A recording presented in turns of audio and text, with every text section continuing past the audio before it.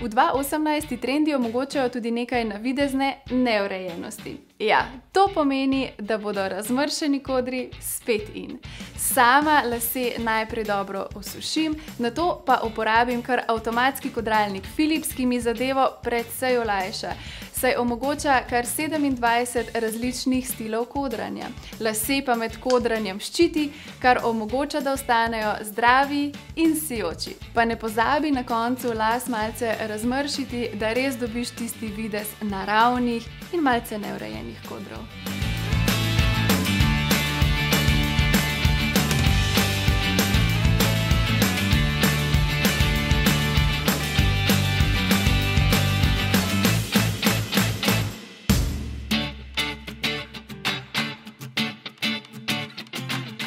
Innovation and you.